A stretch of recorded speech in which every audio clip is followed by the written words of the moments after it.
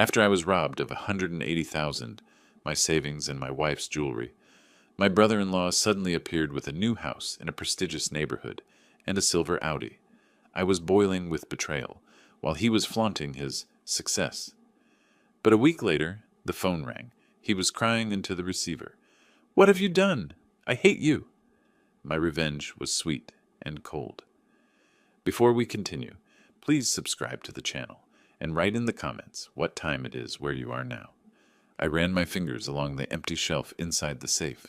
The metal felt cold, smooth, no scratches, no marks where someone might have pried or forced their way in. Just an empty cavity where $180,000 in cash and my late wife's jewelry collection had been that morning before I left for my fishing trip. The safe door hung open behind me. I'd been standing there long enough that my coffee had gone cold on the desk. 3 hours, maybe 4. Time moves strangely when you realized your daughter and her husband had just stolen your retirement. Voices drifted from the kitchen. Lula's laugh, high and bright. Seth's lower rumble responding. They'd been living in the guest wing for a year now. Temporary, they'd said, just until they got back on their feet. I picked up the desk phone and dialed. "Phoenix Police Department. I'd like to report a theft." Detective Ramirez arrived within the hour.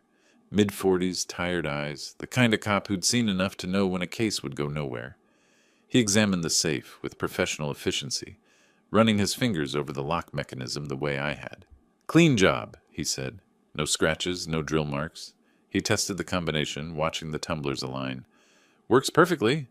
He photographed the empty interior, then turned to me. "Mr. Butler, I need to ask, who has access to this safe?" "3 people." I kept my voice level. "Myself, my daughter Lula, her husband Seth." Ramirez's expression didn't change, but I saw the small shift in his posture. He'd already drawn his conclusions. "The combination, is it written down anywhere, stored digitally?" "No, memorized only." "When did you last change it?" 6 months ago." He nodded slowly, making notes.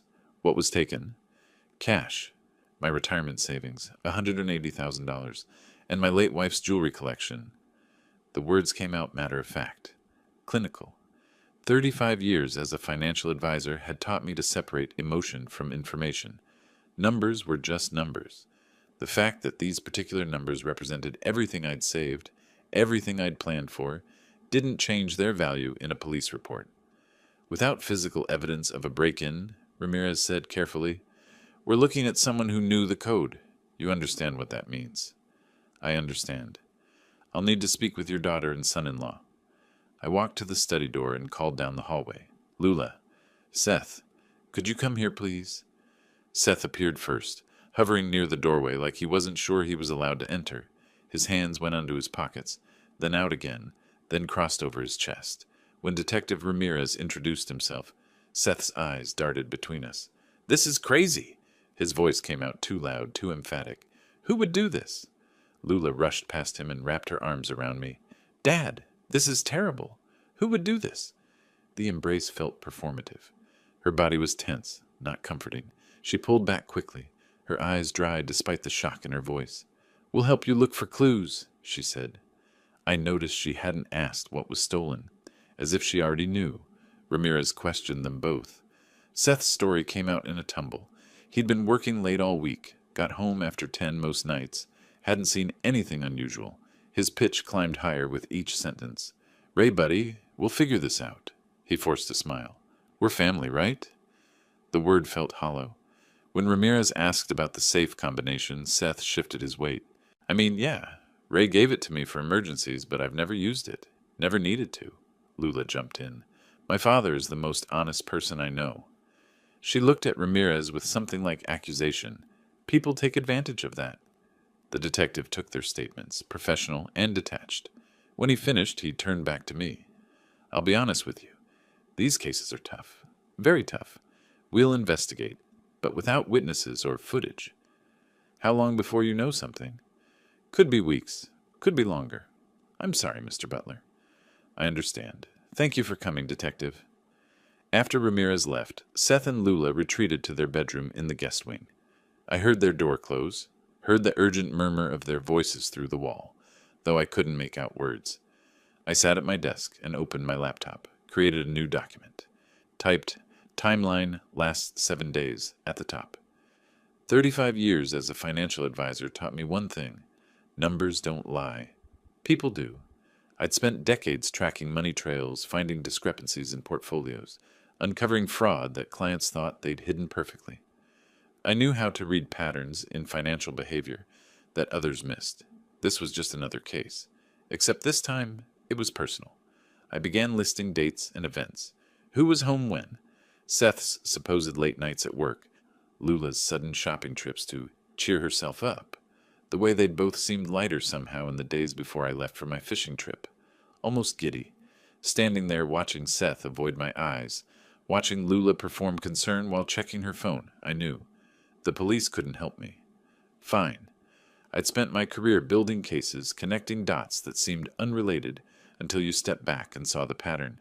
This was the same skill set, different application.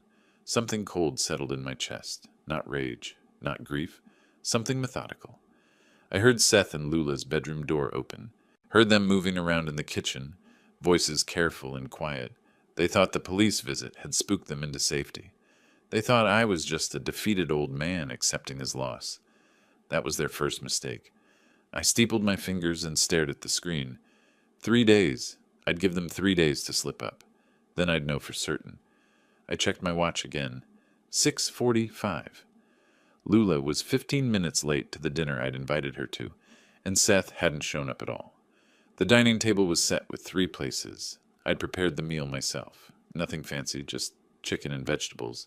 But I'd set it formally. Cloth napkins, water glasses filled, the kind of setup that said this mattered. I heard footsteps on the porch, and then a knock. She lived here, but knocked now. The formality felt like distance, like we were strangers sharing space. "Sorry, Dad," Lula breezing in, not quite meeting my eyes. "Seth got caught up at the office. You know how IT projects are." Convenient. 3 days of me watching them, and now Seth was avoiding direct contact. We sat. Lula accepted food, but barely touched it, pushing vegetables around her plate. She kept checking her phone, screen glowing with each notification. "How's Seth handling everything?" I asked, keeping my tone light. "The stress?" "He's fine, Dad. We're fine." She set her fork down. "Actually, I'm glad it's just us. I wanted to tell you something exciting." The shift in her demeanor was immediate. The distracted energy focused into barely contained enthusiasm. "Seth and I are buying a house, our own place. We'll finally be independent." I let surprise register on my face. Mild, not suspicious. "A house? That's a big step. Where are you looking?" "North Scottsdale. Really nice neighborhood." North Scottsdale. Where houses started at $500,000 and climbed from there. I kept my expression neutral, congratulatory. "That's expensive territory. You must have found something special." "Oh, Seth's been smart with money. Saving. And his bonuses have been great this year." Seth's bonuses. Right. The same Seth who'd asked to borrow money for car insurance 2 months ago. "I'm happy for you both," I said. "You deserve it." The lie came out smooth. Natural. The way I'd reassured anxious clients for decades that their portfolios were fine, even when they weren't. Lula's phone buzzed again. She glanced at it, then stood abruptly. "I should get back. Seth will want to know how you reacted to our news." She was at the door before I could respond. Didn't offer to help clean up.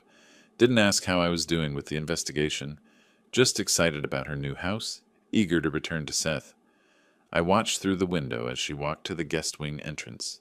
Saw the door close behind her. Heard faintly their voices rise in celebration. I cleared the table slowly. 3 plates of barely touched food. 3 water glasses. The formality of the evening suddenly felt absurd. That night, I lay awake listening to their muffled conversation through the walls. They were broke last month, now buying property. The timeline was too perfect. The next morning, I was checking the mailbox when Mr. Patterson approached, walking his terrier. 70-something, friendly, the kind of neighbor who noticed everything but meant no harm by it. "Morning, Ray. Beautiful day, isn't it?" "Morning, Patterson." "Say, I saw your son-in-law at the Audi dealership yesterday." He grinned. "That boy's doing well for himself." My pulse quickened, but I kept my expression mild. Oh, he was just looking around, I think. Looks serious to me. He was in that finance office forever, over on Scottsdale Road. I was dropping my car for service. Saw him through the window. Well, good for him. I forced a chuckle. Nice to see young folks getting ahead. Patterson continued on his walk. I stood there in my driveway, mail forgotten in my hand. Audi dealership, finance office. Yesterday. I got in my truck and drove. Scottsdale Audi sat gleaming in the late morning sun, luxury vehicles arranged like jewelry in a display case. I parked and walked the lot first, scanning. Q7s, A8s, even an R-Route in the showroom window. Inside, the air conditioning hit like a wall. A salesman glanced up from his desk, mid-30s, well-dressed, professionally friendly. I recognized him vaguely from service visits years ago when I'd had a leased A6. Mr. Butler, good to see you. His smile was automatic, but genuine. How's your truck running? Tom, right? I kept my tone casual, just a guy stopping by. Running fine, thanks. Actually, I saw my son-in-law here yesterday. Seth Davis. Thought I'd check what he bought. Wants to surprise my daughter. Tom's smile faltered slightly. Client privacy warring with politeness. But my approach had been disarming. Family checking on family. Nothing suspicious. Oh, your son-in-law. Yeah, Seth. Seth Davis, right? He relaxed. Just bought a Q7. Beautiful vehicle. Silver. Loaded. He's a lucky guy. He must have gotten good financing. Actually, he made a serious impression with that down payment. Tom leaned in, almost conspiratorial. $25,000 cash. Not many young guys can do that these days. $25,000 in cash. Financing the rest, but with that kind of down payment, banks were happy to work with him. I thanked Tom and left before my face could betray anything. Made it to my truck. Sat there with the engine off, staring at nothing. 3 days after $180,000 disappeared from my safe, Seth had walked into a dealership with $25,000 in cash. I drove home on autopilot, my mind calculating timelines, adding figures. When I turned onto my street, I saw it immediately. A silver Audi Q7 sat in my driveway, new, gleaming. Their old Honda was gone. I parked on the street and sat there, engine ticking as it cooled. Stared at that $68,000 vehicle. Did the math, $25,000 down. The rest financed. Bought 3 days after the theft. Something clicked. Not rage, not shock. Something colder, sharper. I entered the house quietly. Heard Seth and Lula laughing in the guest wing, celebrating their new car, their new house, their new life built on my retirement savings. I went to my study and closed the door. Locked it. Opened my laptop and created a new document. Titled it Evidence. Listed everything. Audi Q7 purchase. $25,000 cash down payment. Timing, 3 days after theft. Seth's avoidance. Lula's dismissiveness. House purchase announcement. Their sudden wealth after months of being broke. For 35 years, I'd helped clients protect their assets from bad actors. Now, I realized with absolute clarity that I'd been living with two people who saw me as nothing more than an asset to exploit. I leaned back in my chair, fingers steepled. Through the wall, I heard their voices rise in another burst of laughter. I wouldn't confront them. Not yet. Let them feel safe. Let them buy their house. Drive their new car. Believe they'd gotten away with it. The bigger their dreams got, the harder they'd fall. I'd spent my career following money. This was just another trail. Except this time, I knew exactly where it led. Marcus Webb's office occupied the second floor of a building on Main Street, above a coffee shop that filled the stairwell with the smell of burnt espresso. I climbed the stairs at exactly 9 in the morning, a week after I'd watched Seth drive away in his new Audi.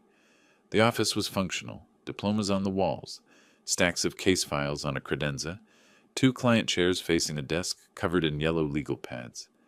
Webb looked up when his assistant showed me in, mid-50s, gray at the temples, reading glasses perched on his nose. Mr. Butler. He stood, extended his hand. Firm grip, professional. Have a seat. I placed my manila folder on his desk. Inside, my handwritten timeline, printed bank statements showing the theft date, photographs I'd taken of the Audi in my driveway. Webb opened it, scanned the contents without expression. You've been thorough, he said. 35 years as a financial advisor teaches you to document everything.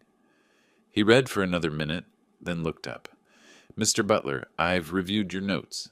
You've got timeline, opportunity, and suspicious behavior. What you don't have is proof that would satisfy a prosecutor. I don't want to prosecute them. I kept my voice level. The police made it clear that's not viable. What I want is information.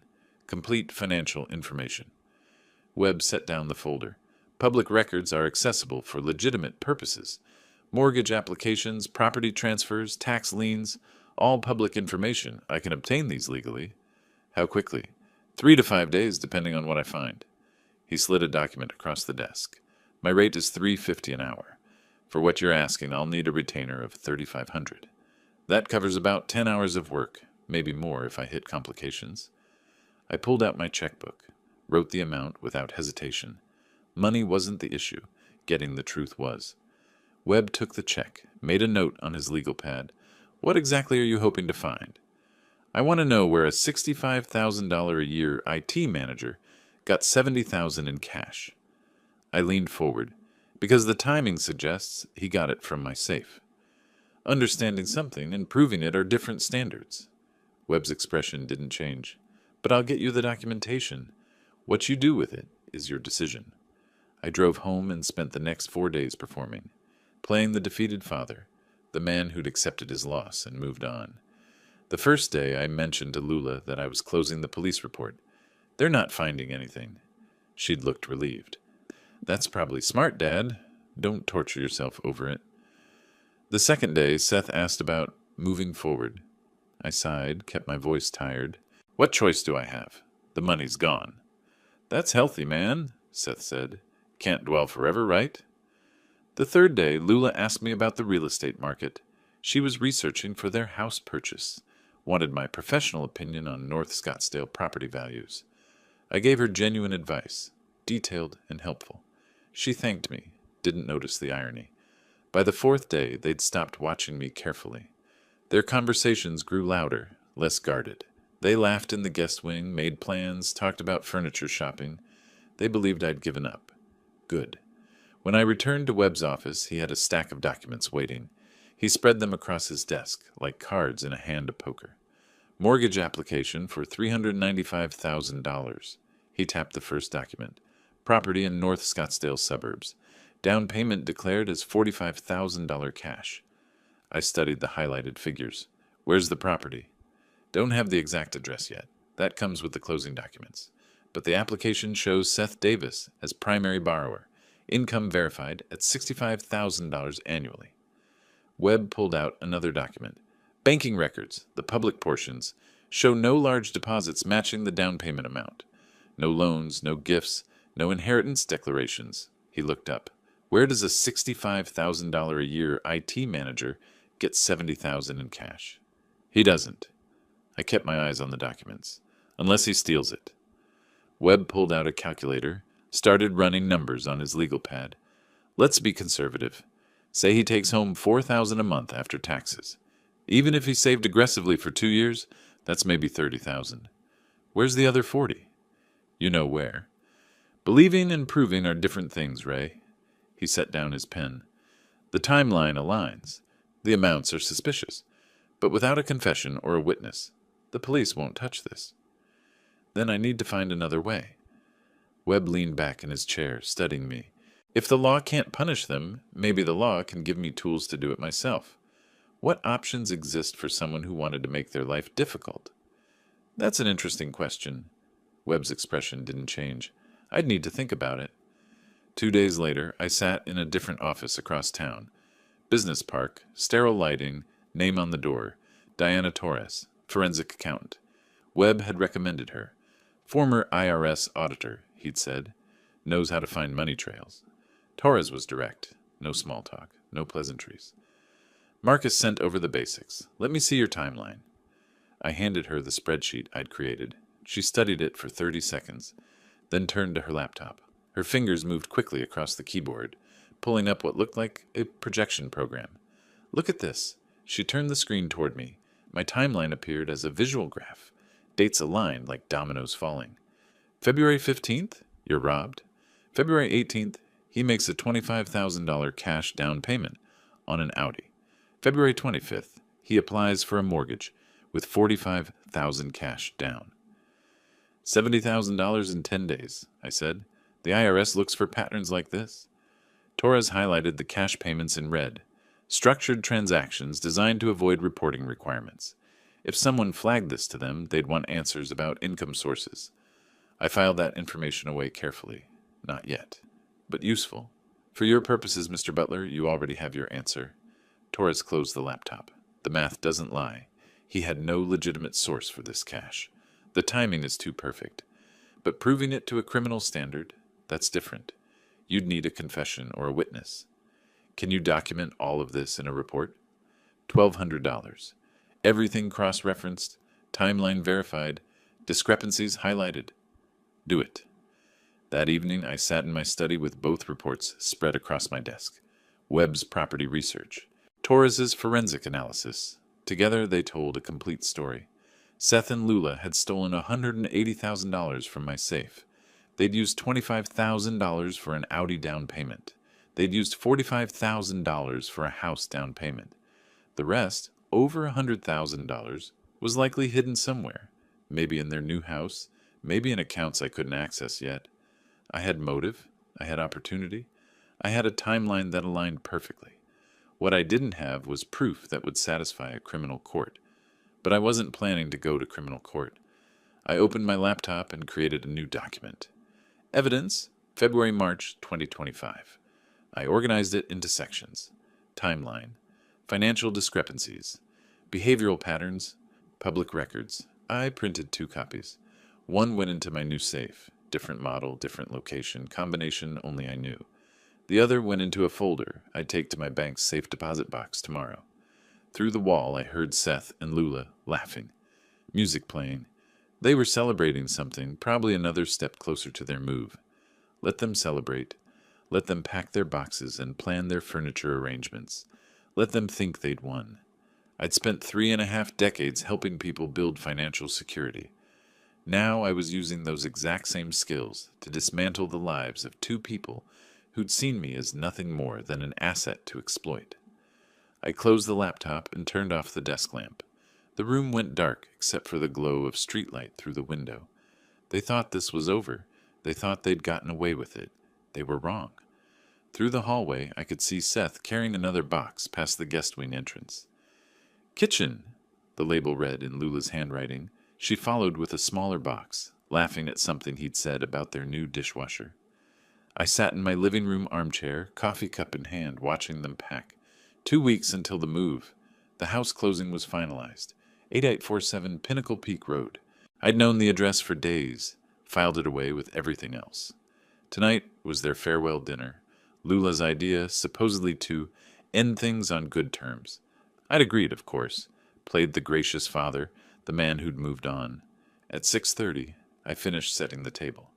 Good dishes, cloth napkins, wine glasses, 3 steaks on the outdoor grill, potatoes roasting in the oven. I'd put effort into this meal, though neither of them would notice or appreciate it. Lula arrived first, carrying a wine bottle. $12 label, thoughtless. Dad, this smells amazing. You didn't have to go to so much trouble. No trouble. I gestured to the table. Last dinner together, wanted it to be nice. She sat in her usual chair, placed the cheap wine on the table like it was a gift. You're handling everything okay, right? With us leaving? I'm proud of you both. The lie came out smooth. Buying your first home is a big achievement. Seth arrived 10 minutes late, face flushed, eyes already glazed. He'd been drinking in the guest wing before coming over. Hey, Ray! Man, it smells great in here. He sat heavily, immediately reaching for the wine bottle, poured himself a full glass without offering to pour for anyone else. I served the steaks. Lula talked continuously about the house. Amazing natural light, safe neighborhood, perfect pool for entertaining. Seth ate aggressively, refilling his wine glass between bites. I cut my steak methodically, nodded at appropriate moments, counted his drinks. Second glass. Seth interrupted Lula, made jokes about their old apartment being terrible. Third glass. He leaned back in his chair, gestures more expansive, voice louder. No offense, Ray, but you live like someone from the last century. Who keeps cash in a house safe anymore? I smiled. Times change, I suppose. Fourth glass? Seth's filter disappeared entirely. You know what's funny? We lived here a year and I never felt like adults. Now we're buying property? He laughed, almost knocked over his glass. It's surreal. Lula shot him a look. Seth, maybe slow down. I'm fine, babe. Just celebrating. He refilled his glass, spilled a few drops on the tablecloth. His eyes found mine, something ugly glinting there. You should have hidden your treasures better, Ray. I mean, really? A safe in the study? That's the first place anyone would look. The table went silent. My knuckles went white around my fork handle. Under the table, hidden. My face stayed pleasant, almost amused. You're absolutely right, Seth. Poor security on my part. Lula kicked him under the table. Seth, what are you... What? He seemed genuinely confused by her reaction. I'm just saying, if you're going to keep cash around, be smarter about it. We should really get back. Lula stood abruptly. Movers come early tomorrow. Seth, come on. We're having a nice dinner, Seth protested, but Lula was already pulling him up. Now. Her voice had an edge I'd rarely heard. Seth finally stood, wobbling slightly. Great steak, Ray. You're a good cook. Lula guided him toward the hallway. At the doorway, she turned back. Thanks for dinner, Dad. Really. Seth's just tired and emotional about the move. They disappeared into the guest wing. I sat alone at the table, surrounded by dirty dishes and the half-empty wine bottle Seth had demolished. I didn't move for a full minute, just sat there replaying his words. Should have hidden your treasures better. Not speculation, not a joke. He knew. He'd known where the safe was because he'd opened it. He'd known what was inside because he'd taken it. I stood slowly and began clearing the table. Mechanical movements. Stack plates, gather silverware, pour out the last of Seth's wine. The next morning I called Marcus Webb at 9 sharp. Marcus, I need everything on their property. Today, if possible. Already pulled it. His voice sounded unsurprised. Had a feeling you'd call. Come by at 2? I'll be there. Webb's office felt familiar now. I sat in the client chair I'd occupied twice before, watching him slide documents across the desk. Property deed. He tapped the first page. Owner, Seth Michael Davis. I read the name. Just his name. Lula's not on the title. Joint tenancy with a spouse would be standard for a married couple. He kept her name off, probably because her credit score was problematic. Webb pulled out another document. Wells Fargo holds the mortgage, $395,000 at 6.5% interest. I studied the deed, making notes. Single owner, single point of failure. Marcus, tell me about Arizona's tax lien system. Webb's eyebrows rose slightly, but he turned to his computer. The state sells tax lien certificates for unpaid property taxes. Legal, public process. Anyone can buy them at auction. What does the buyer get? The right to collect the debt plus interest. 16% annually in Arizona. He typed something, pulled up a website. If the debt remains unpaid after proper notification, the lien holder can foreclose. Does Seth have any tax debts? Webb typed into the county database. Turned the screen toward me. Davis, Seth M. outstanding balance, $8,247.16. Tax years 2022 and 2023, never fully resolved. $8,000, a tiny debt, barely worth the county's effort to pursue. To me, it was a hook buried in Seth's jaw. Can anyone buy these liens? I asked. At public auction, yes. Sometimes directly from the county for outstanding debts. Webb was watching me carefully now. Why? What would happen if I bought Seth's tax lien? You'd own his debt. He'd owe you, not the state. If he doesn't pay within the legal time frame, you could force sale of assets. Webb paused. Including the house. I leaned back in my chair. The pieces were aligning. Seth had stolen my money, bought a house with it, put the title in his name only, and he owed a debt that I could purchase legally. This is a long game, Ray. Webb's voice held a warning. Not immediate revenge. 6 months minimum before you could foreclose. Probably longer. I've got time. I met his eyes. And patience. I'll be clear. I'm advising you on legal options. What you choose to do with those options is your decision. He made a note on his legal pad. This is aggressive, but it's legal. Then I need you to set it up. I stood. Quietly. Through a shell company if necessary. Seth shouldn't know I own his debt until I'm ready for him to know. That can be arranged. The next morning I woke to the rumble of a moving truck at 6. I made coffee and stood at my living room window in my pajamas, watching. The truck filled my driveway. 2 movers carried out furniture, couch, bed frame, boxes stacked high. Seth directed them, pointing and gesturing. Lula checked items off on a clipboard. Neither of them looked at the main house, too busy with their new life to spare a thought for the old man they'd left behind. I watched for 20 minutes. When they finished loading, Seth climbed into the moving truck. Lula got in the Audi, the car I'd indirectly paid for, and followed the truck down the street. The street went quiet. I was alone in the house for the first time in a year. That afternoon, I sat in my study with Arizona tax code printed and highlighted on my desk. I'd spent hours researching foreclosure timelines, notification requirements, court procedures. I created a new document. Operation Timeline. Phase 1, purchase tax lien through shell company Webb would establish. Phase 2, let them settle in, get comfortable. 6 months, maybe longer. Phase 3, apply financial pressure. Perhaps a tip to the IRS about unexplained cash. Let them feel the walls closing in. Phase 4, demand payment when they're weakest. When they can't pay, move to foreclosure. Phase 5, take the house, sell it at auction. Watch everything they built crumble. I leaned back in my chair, studying the timeline. Not about recovering my money. I'd accepted that was gone. This was about justice, about making them understand that stealing from someone they'd underestimated had consequences.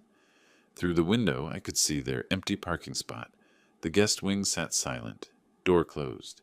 Let them celebrate in their new house. Let them swim in their pool and host parties and feel like they'd gotten away with it. The foreclosure notice would taste sweeter when they were comfortable. The GPS announced my arrival as I turned onto Pinnacle Peak Road.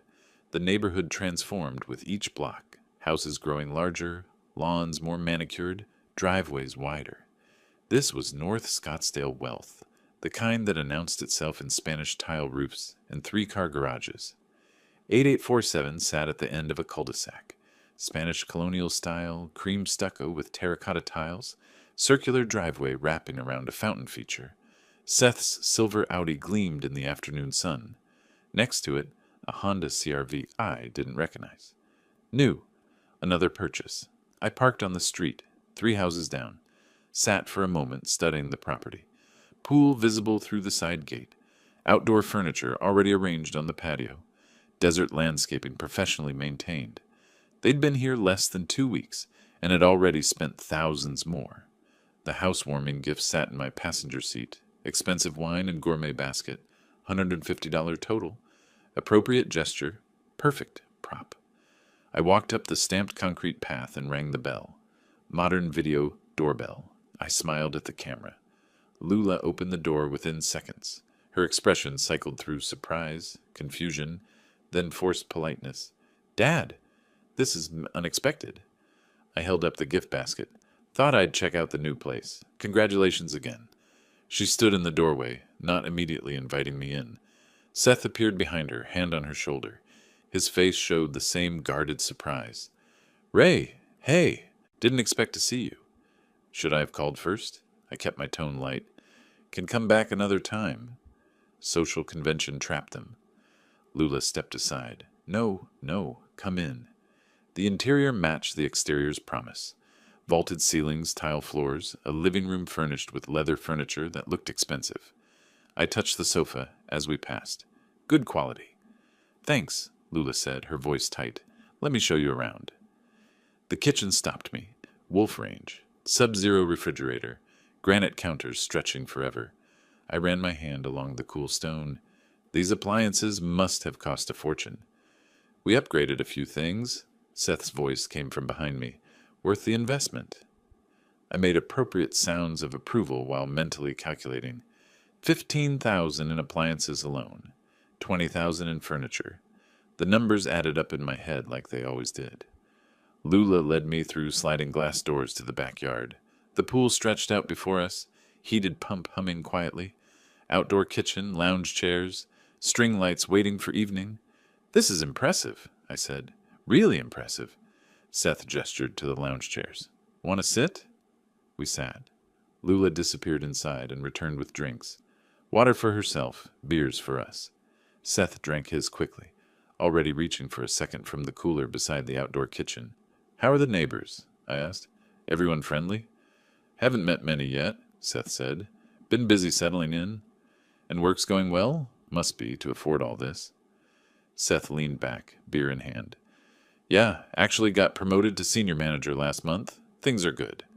The lie came easily to him. I knew his salary. No promotion. Just theft. That's great, I said. Really great. The doorbell chimed. Smart home system announced. Someone's at the front door. Seth stood quickly. That's probably Mike and Sarah. We've got people coming over. I stood too. I should go. Don't want to intrude on your party. You don't have to rush off.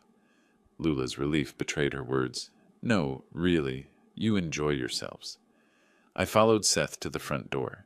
A couple in their 30s stood outside, holding wine bottles. Brief introductions. Handshakes. I excused myself and walked to my truck. But I didn't leave. I moved the truck farther down the street, where I could see the house but wasn't obviously watching. More guests arrived. 3 couples total. Expensive cars, 2 BMWs, a Mercedes. Young professionals. Probably Seth's co-workers. Music started, drifting from the backyard. Laughter, celebration. They were showing off their stolen life to friends who didn't know the foundation was built on someone else's savings. I took a photo of the house on my phone. Documentation. Then drove away. 3 days later, I met Marcus Webb at a coffee shop instead of his office. He'd suggested the change, more discreet for what we needed to discuss. He slid a manila folder across the table. Complete tax records for Seth Davis. I opened it, scanned the pages. Webb pointed to a highlighted section. There. $8,247 unpaid from tax years 2022 and 2023. He made partial payments, but never cleared it. Why hasn't the state pursued this? Too small for aggressive collection. Webb showed me his calculator. Current total with penalties, $9,180. And they'll sell this debt to anyone who wants it. Arizona's investor-friendly that way. 16% annual interest. I studied the numbers. What do I need to do? Webb pulled out incorporation documents. We create a limited liability company. You're the sole member, but ownership is obscured through the legal structure. I'll be registered agent. All communications go through my office. He showed me the proposed name. Desert Peak Holdings, LLC. Generic, I said. Perfect. I signed the formation documents. Webb explained the timeline. LLC establishment would take a week. Then we'd purchase the tax lien directly from the county. Once you own it, you're his creditor, Webb said. He owes you, not the state. When can I demand payment? Whenever you want. But my advice? Wait. Let him get comfortable. Let him spend more money, take on more obligations, then strike when he's financially extended. I nodded slowly. How long before I could foreclose if he doesn't pay? Minimum 90 days after formal demand. Could take longer depending on his response. I've got time. Webb raised his eyebrows but didn't judge. I'll draft the paperwork. That night, I sat in my study, researching Arizona foreclosure law. The statutes were clear. Notification requirements, redemption periods, court procedures. I created a flowchart. Acquisition, waiting period, demand, default, foreclosure, added estimated dates. Foreclosure possible by late August. The following weekend, I drove past their house again. Friday evening, another party in progress. Pool lit up like a stage. At least 12 people visible. Music loud enough to hear from the street. Every party was borrowed time. Every toast made with my money. I didn't stop, just observed while driving past, then continued home. Tuesday morning, Webb called. It's done. Desert Peak Holdings now owns Seth's tax lien. How much total? $9,180. The lien certificate has been recorded with the county. When does Seth find out? When we want him to? Or when he tries to refinance or sell? The lien is public record, but most people don't check unless they have a reason. I thanked Webb and hung up, walked to my study and pulled out the folder I'd labeled Phase 1 complete, filed the tax lien certificate inside, then opened a new folder. Phase 2, pressure. I sat at my desk and began typing the next steps. Not rushing, not celebrating, just moving forward with the same methodical precision I'd used my entire career. They thought they'd gotten away with it. They thought their new house and their parties and their expensive furniture meant they'd won. They were wrong. Phase 1 was complete. Phase 2 was about to begin, and I had all the patience in the world. The IRS website filled my laptop screen. Form 3949A Information Referral. The form citizens could use to report suspected tax fraud. Anonymous. Legal. Untraceable. I filled in the fields carefully. Tuesday morning, coffee beside me, sun streaming through the study window. Taxpayer name, Seth Michael Davis. Address, 8847 Pinnacle Peak Road, Scottsdale, Arizona. Tax year, 2025. Description, I type precisely, just facts. Taxpayer made cash payments totaling $70,000 in February 2025. Vehicle down payment, $25,000. Real estate down payment, $45,000. Known salary, $65,000 annually. No explanation for cash source. Possible unreported income. No identifying information about the reporter. That's what anonymous meant. I clicked submit. A confirmation page appeared with a reference number. I wrote it in my notebook. Closed the browser. Phase 2 initiated. The waiting was the hardest part. 3 weeks of maintaining my normal routine while the IRS processed my tip. Grocery shopping. Coffee at my usual place. Reading. No contact with Seth or Lula. Weekly calls to Webb. Any updates? Nothing yet, he'd say. These things take time. I researched IRS procedures, audit timelines, CP 2000 notices, penalty calculations. Knowledge was preparation. Mid-May, my phone rang. Webb. Interesting development, he said. Seth called my office this morning. I sat up. He knows about the lien? No, he was asking my receptionist for tax attorney recommendations. Why would he need that? Exactly what I wondered. Webb paused. I made some calls. He's in trouble with the IRS. 2 days later, I called Seth's number. Strategic timing. Maintaining the concerned father performance. He answered on the 4th ring. Hello? His voice sounded distracted, stressed. Seth, it's Ray, checking in on you guys. Oh, Ray, hey. Pause.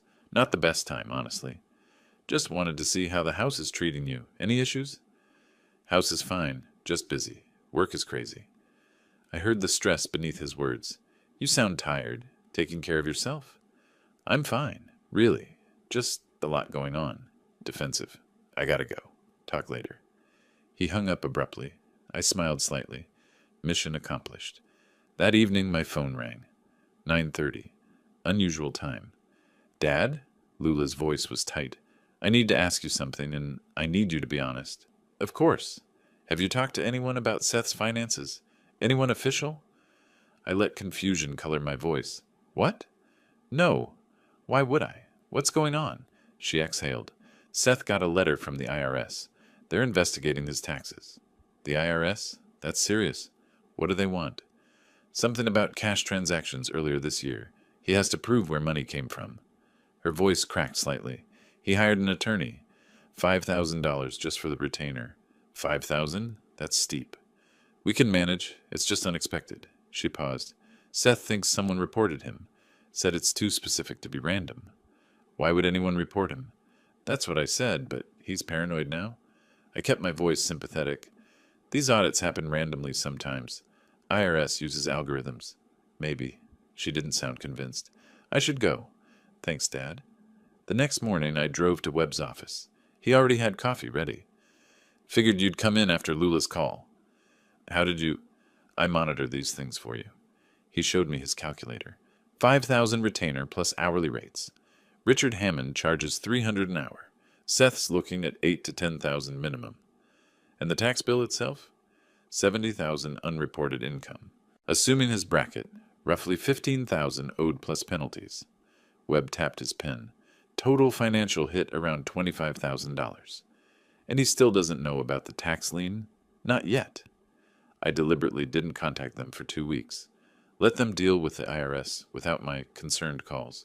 I spent the time researching foreclosure procedures, property law, eviction processes, created a timeline. June 15th, demand letter. July 15th, default if unpaid. August 1st, file foreclosure. Everything legal, everything documented. 2 weeks later, I called Seth's number again. Lula answered instead. Dad? In the background, Seth's voice, raised and angry. Is this a bad time? Yes, sorry, we're in the middle of something. Everything okay with the IRS situation? She laughed bitterly. No. Seth's attorney says we might owe $20,000. 20,000. That's substantial. Tell me about it. And Seth's being impossible. We're fighting constantly. I'm sorry. That's stressful. I have to go. She hung up without goodbye. Webb called that afternoon with intelligence from his tax attorney contacts. The IRS had completed its assessment. $18,500 total. Taxes, penalties, interest. Seth had 30 days to pay or set up a payment plan. Payment plan minimum is $1,500 a month, Webb said, on top of his $2,800 mortgage. Can he afford $4,300 monthly? No, I said. He can't. Webb's contacts also reported Seth had applied for personal loans at 3 banks, all denied. Debt-to-income ratio too high. He was inquiring about selling the Audi, but still owed $47,000 while the car was worth $43,000. Underwater by $4,000. He's out of options, Webb said. No liquidity, no credit, no assets to sell. Late May, my phone rang. Evening, Lula, crying. Lula, what's wrong? Everything. The word came through tears. Everything's wrong. Talk to me. What happened? Seth finally told me the truth. About the money, she sobbed. He said he'd done something he shouldn't have. My heart raced, but my voice stayed steady. What did he do? He won't give me details, but I think he stole money, or took it illegally somehow. From whom? Long pause. I don't know. He won't say. But now it's catching up and we can't pay these bills. Have you asked him directly if he stole money? He says he borrowed something without permission, planning to pay it back. That's called theft, Lula. I didn't know. Defensive. I swear I didn't know when we bought the house. But you suspected something when he suddenly had cash, didn't you? She cried harder. I don't know. Maybe. I didn't want to think about it. And now you're paying the price for looking the other way. Can you help us? Please? Just a loan? I let the silence stretch, then cold and clear. I can't enable theft, Lula. Seth made choices. He'll face consequences. But I'm your daughter. We could lose everything. You chose Seth over me long ago, when you lived in my house, knowing he'd stolen from me. Sharp intake of breath. You knew? I've known for months. I was waiting for the right moment. What does that mean? It means justice takes time, but it's coming. Tell Seth he should have hidden his treasures better. That's what Seth said that night. Her voice rose. You're behind this. The IRS. I reported suspicious financial activity. That's legal. What Seth did wasn't. I can't believe you'd do this to us. I can't believe you'd stand by while your husband robbed me. Goodbye, Lula. I hung up. First time I'd dropped the mask completely. That evening, I opened my status document. Typed. Phase 2. Complete. Mask dropped. They know. Listed the results. IRS bill, $18,500. Attorney fees, $8,000 to $10,000. Marriage fractured. Financial crisis. Truth revealed. Typed a new phase heading. Phase 3. Endgame. Then, June 15th. Desert Peak. Holdings sends demand letter for tax lien payment. Amount with accumulated interest and penalties. $10,500. Typed, they will not be able to pay. Foreclosure proceedings begin August 2025. I saved the document. Didn't smile. Just a satisfied nod. Closed the laptop. Sat in the quiet of my study. June 15th was 3 weeks away. Desert Peak Holdings would send the demand letter. Seth would discover he owed another $10,000 he couldn't pay, and the countdown to foreclosure would begin. Justice wasn't fast, but it was thorough, and it was coming. Marcus Webb slid 2 documents across his desk. I picked up the first. IRS notice of proposed assessment. Seth Davis listed as taxpayer. The notice demanded documentation for $70,000 in cash transactions within 15 days. The second document showed payment records. Webb's finger tapped 2 dates, April, May, both marked unpaid. He's defaulting, Webb said. 2 consecutive missed payments on the tax debt. I studied both documents, mind calculating. The IRS was demanding proof Seth couldn't provide. The tax lien was in default, giving me legal standing to demand full payment immediately. Under Arizona law, Webb continued, 2 missed payments means we can demand the entire balance, all $10,500. What happens if he can't document the cash to the IRS? Webb pulled up another form on his computer screen. 20% penalty for underreporting income. That's $15,000 on top of the $18,000 he already owes. $33,000 to the IRS. $10,000 to me. Attorney fees he'd already paid. The walls were closing in from every direction. When do we send the demand letter? I asked. My advice? Wait until after the IRS penalty hits. Pile everything on at once. Overwhelm him financially. I nodded. Draft the letter. Hold it until I give the word. 2 weeks passed. Webb called with an update. IRS rejected Seth's explanation, he said. He claimed the cash was a personal loan from a friend.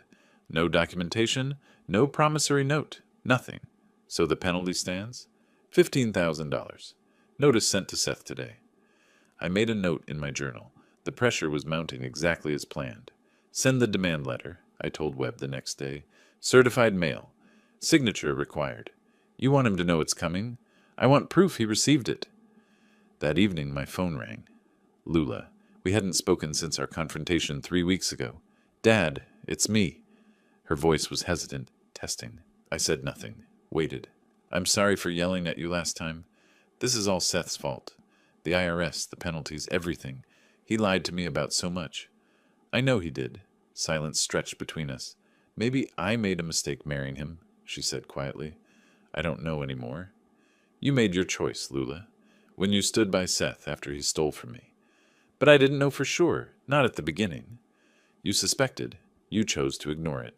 That's complicity. She started crying. I waited unmoved. Can't you forgive me? I'm your daughter. Doesn't that count for something? You'll have to live with marrying a thief. That's on you, not me. Fine, I get it. You hate me too. I hung up without responding. Days later, she called again. This time, panic edged her voice. Seth got a letter from a company called Desert Peak Holdings. They're demanding $10,000 for some old tax debt. That's unfortunate. We just paid $20,000 to the IRS. We don't have another $10,000. Not my problem. Seth thinks you're behind this company. Her voice sharpened. Are you involved with them? I kept my tone neutral. Debts get sold to collection companies all the time. This timing is too convenient. First the IRS, now this. You're doing all of this, aren't you? Seth should have paid his taxes. Then there'd be no debt to sell. I can't believe you're doing this to your own daughter. I'm not doing anything to you. Seth did this when he stole from me. These are just consequences. 2 weeks of silence followed. I didn't contact them. They didn't contact me. One evening I drove past their house. The Audi had a handwritten "for sale" sign in the window. The lawn needed mowing. Small detail, but telling. Through the lit windows I could see 2 figures gesturing animatedly, arguing. I didn't stop, just drove past slowly, then continued home. In my study I created a spreadsheet. Seth's monthly obligations. Mortgage, $2,800 IRS payment plan.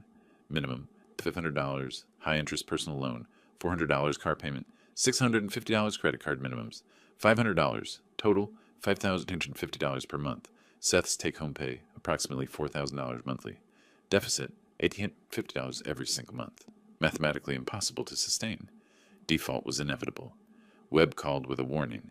Seth's attorney is investigating Desert Peak Holdings, asking questions about the LLC ownership structure. Can they trace it to me? Eventually, yes. The structure provides privacy, not complete anonymity. Determined investigation could find you in a week or 2. Let them. Everything I've done is legal. Just wanted you prepared. When he discovers it's you, he might react badly. I'm ready for that.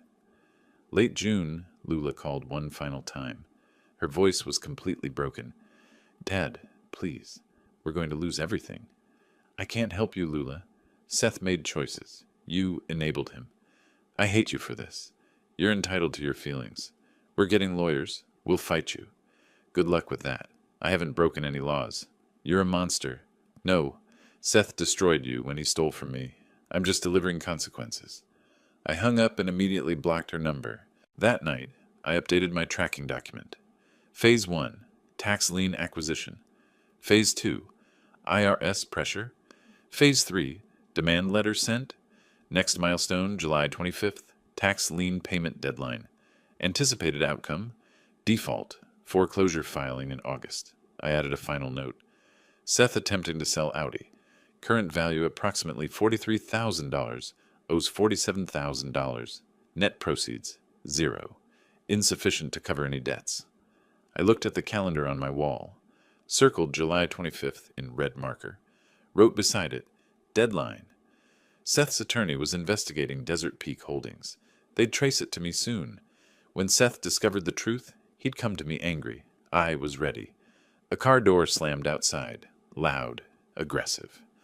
I looked up from my newspaper. Through the living room window, I saw Seth striding up my walkway. Face red, fists clenched. He held papers in one shaking hand. I set down my coffee and newspaper methodically. Stood.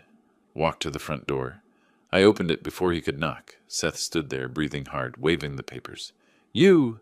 This is you! Desert Peak Holdings. You bought my tax debt. I leaned against the doorframe. Good morning, Seth. Something I can help you with? Don't play dumb. He stepped closer. You're trying to steal our house. This is harassment. I bought a debt at a public sale.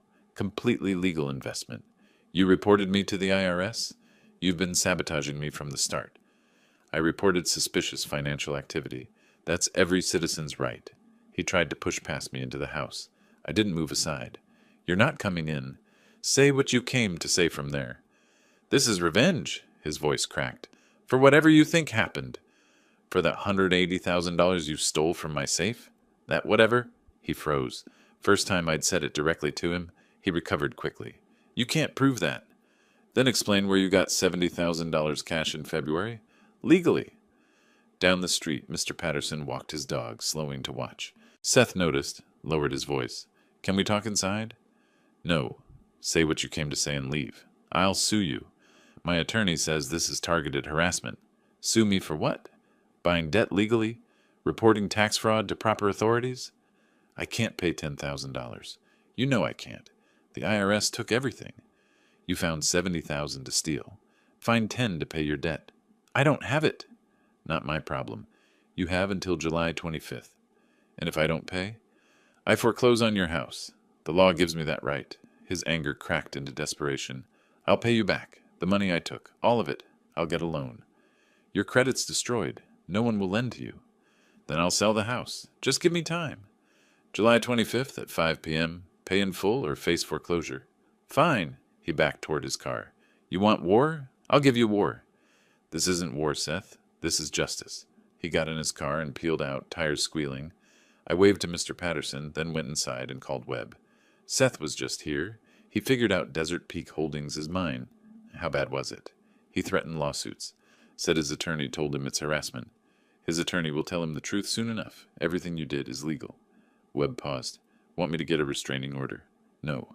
Let him thrash around. Over the next days, Webb reported Seth's countermoves. He hired a private investigator, David Reeves, $2,000 retainer. To investigate what? You. For harassment, stalking, conspiracy. Waste of money. There's nothing to find. That's what I told him. Days later, my phone rang. Unknown number. I answered anyway. Why didn't Seth tell me about old tax debts? Lula's voice strained and angry. $8,000 unpaid for years. You married him. You should have asked. He kept this from me. He lied about everything. In the background, Seth's voice. Hang up. Don't talk to him. This is partly your fault, Lula said. You're pushing us to this. I'm collecting a debt. Seth created it. Seth grabbed the phone. Stop calling her. Click. I noted complete breakdown between them. Webb called with another update. Seth consulted a litigation attorney, Kevin Morrison, wanted to sue you for intentional infliction of emotional distress. And Morrison told him he has no case. Everything you did was legal, advised him to pay the debt or negotiate. How much did that consultation cost? $500. More money Seth didn't have. I drove past their house again. The Audi was gone. The house was dark, despite being evening. A for sale sign stood in the yard. I researched the listing online when I got home. Asking price $415,000. They still owed $385,000 on the mortgage. Potential net after realtor fees, maybe $30,000. Not enough to cover the tax lien, IRS debt, and everything else. Webb obtained a copy of the private investigator's report through his contacts. I read it carefully. Reeves had investigated my financial records, property ownership, business dealings. His conclusion was clear. All transactions legal. No evidence of harassment or stalking. Butler reported suspicious activity to IRS. Legal right. Butler purchased tax lien at public sale. Legal investment. No basis for legal action. Seth had spent $2,000 to confirm I'd done nothing wrong. Perfect. July 25th approached. I marked it on my calendar in red, watched my bank account, checked my mail. No payment arrived, no communication from Seth's attorneys. The day before the deadline, Seth sent a text. I need more time. I responded, deadline is July 25th at 5 p.m. Pay in full or face foreclosure. I'm selling the house. I'll have money in 30 days. You have until tomorrow. Not negotiable. You're going to regret this. July 25th, 5 p.m. I didn't respond after that. July 25th arrived. I stayed home all day, phone nearby. 5 o'clock passed. Nothing. I waited another hour, giving him every benefit of doubt. 6 o'clock. Still nothing. I called Webb. He didn't pay. Expected. Want me to file foreclosure paperwork tomorrow? Yes. How long until auction? 30 to 45 days for court approval and notification. Figure mid to late August. File the paperwork. Let's end this. After the deadline passed, Seth sent multiple furious texts. I read them but didn't respond. Silence was more powerful than any words. Lula left a voicemail. You're heartless. I hope you're happy. I deleted it without listening to the full message. Blocked both numbers permanently. That evening, I updated my tracking document. Phase 3, complete. Phase 4, foreclosure, August. I added notes on Seth's wasted spending. Private investigator, 2,000-hour attorney consultation, 500 total, spent fighting me, 2,500, result, 0. I looked at the calendar, circled mid to late August, wrote, foreclosure auction. Seth had fought back with investigators and attorneys and threats. None of it had mattered. The law was clear, my actions were legal, and his deadline had passed. The foreclosure process would begin tomorrow morning. By late August, the house they'd bought with my stolen money would be gone. Justice didn't announce itself with fanfare. It simply arrived, methodical and inevitable. Marcus Webb slid the foreclosure notice across his desk. Original debt was $9,180. Add 7 months of interest at 16% annually, late fees, and legal costs. Total comes to $22,000. I picked up the document, read through the formal language. Notice of intent to foreclose, printed in bold at the top. Desert Peak Holdings, LLC, demanding payment in full. This gives him 30 days, Webb said. If he doesn't pay, the house goes to auction. I picked up Webb's pen, paused for only a moment, then signed my name at the bottom. Send it today. Are you ready for this? Once it's delivered, there's no turning back. I've been ready since February. Send it. 2 days later, Webb called. He signed for delivery. That evening, my phone rang. Seth. His voice was breaking before he even finished my name. $22,000? It was only $8,000. This is insane. Interest accumulates when you don't pay. It's been 7 months. You know I don't have that money. The IRS already bled me dry. Then you'll lose the house. Simple mathematics. Please, he was crying now. I'm begging you. Have mercy. I waited. Let the silence stretch. Okay, he said finally. Yes, I took the money from your safe. I admit it. But I was going to pay it back. I swear. I just needed time. You had 7 months. You spent it on cars and houses and parties. I made a mistake. People make mistakes. Mistakes have consequences. This is yours. What do you want from me? My life? You want me destroyed? I want what you took. Since you spent it, I'll take what you bought with it.